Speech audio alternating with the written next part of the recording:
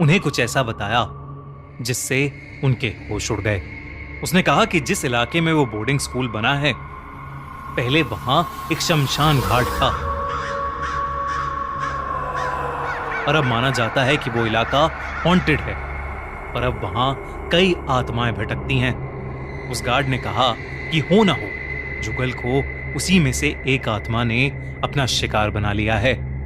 उसके mom dad को उस गार्ड की बात पर बिल्कुल भी यकीन नहीं हुआ।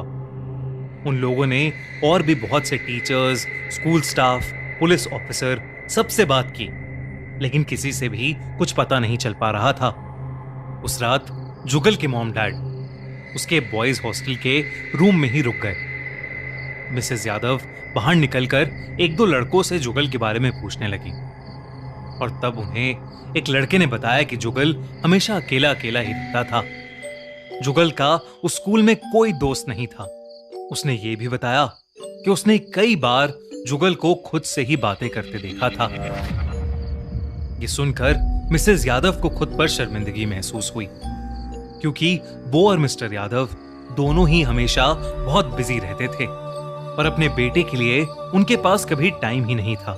उन्हें कभी पता ही नहीं चल पाया कि वो कितना अकेला है। यही सोचते सोचते मिसेस यादव की आंख लग गई। लेकिन कुछ ही देर बाद मिसेस यादव की आंख खुली तो उन्हें ऐसा महसूस हुआ कि जैसे कोई काली परछाई उनके बेड के पास खड़ी उन्हें देख रही है।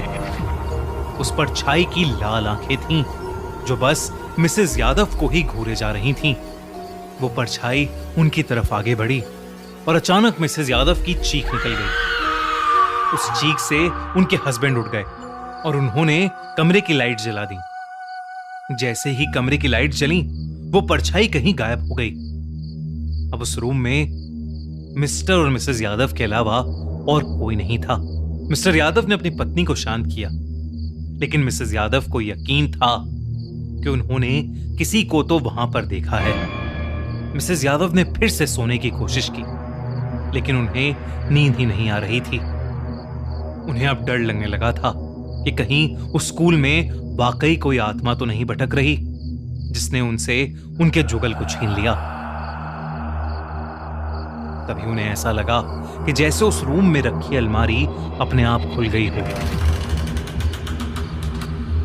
मिसेस यादव उस अलमारी के पास गईं और उसमें उन्हें जुगल का लिखा हुआ एक लेटर मिला। मिसेस यादव रूम में रखी स्टडी टेबल पर उस लेटर को पढ़ने लगी।